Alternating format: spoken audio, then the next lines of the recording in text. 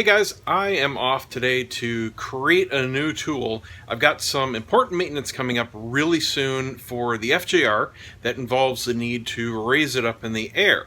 Let me explain.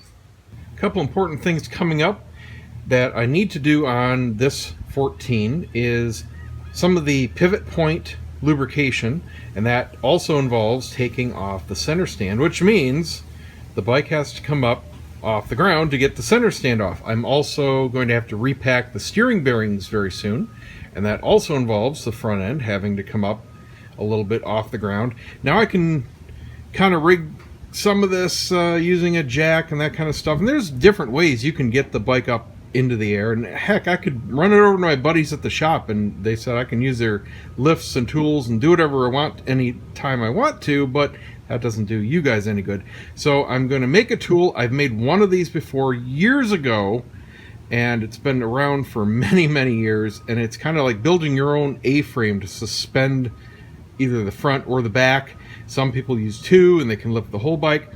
Now I could use a winch or a hoist.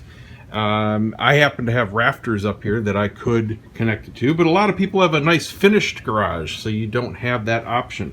So I want to do this to show you guys how to make the tool and use ratcheting straps to safely work on at least one end of your bike at a time. I don't really suggest doing both ends of the bike at once. What I'm going to do is when I do the back for the pivot point stuff, raise the back up, put the front end axle underneath jack stands like I've done for other kind of maintenance, and that will allow me to get clearance for the back. For the front, you need to raise it up so the whole fork assembly can be dropped. Not the well, I guess you could do that if you wanted to take your forks out too, but to take the steering head down a little bit to get access to the bearings. Anyway, I'll go through all that when I actually do the maintenance.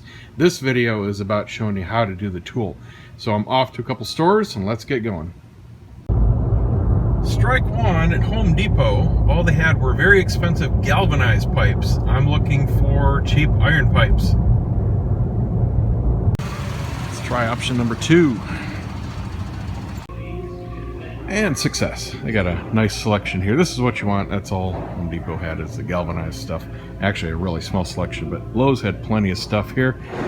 I'm in Florida. Your stores are probably going to be different. Oh, and mental note, this crap is really dirty, and yeah, wearing a white shirt, that's not good. So what I got are 3/4 inch pipe.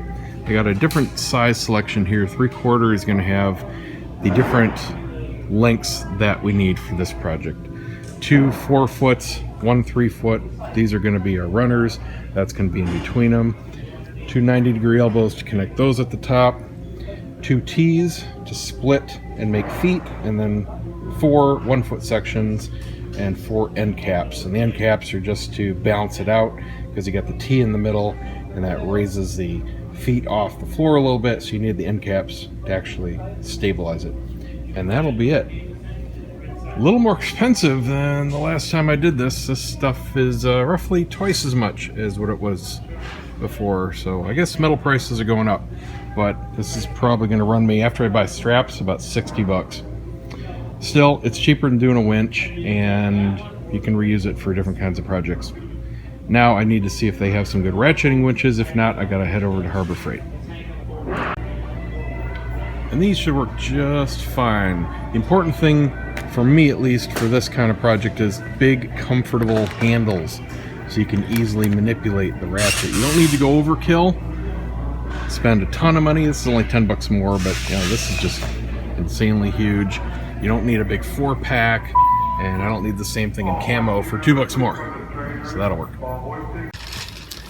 Wow, so triple what it was, $94.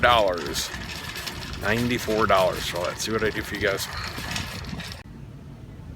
Okay, assembly hopefully is self-explanatory to you. Screw it all together. Now you can leave the bottoms loose a little bit so you can pivot the legs if you want to stand it up against the wall like I'm going to do. And yes, I'm keeping this one. I have a habit of selling or giving away tools when I think I don't need them anymore. For example, this is my second motorcycle lift. I bought that for the Bobber project.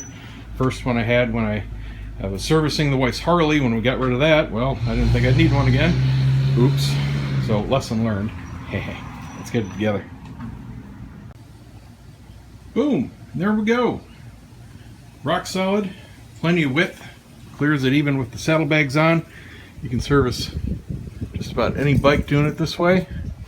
Relatively inexpensive, but really handy for times you need to get it up off the ground. It does a different job than a dedicated motorcycle lift, which truthfully isn't that much more expensive. If you get it from Harbor Freight, they're only a couple $100, but you're still just on an elevated platform.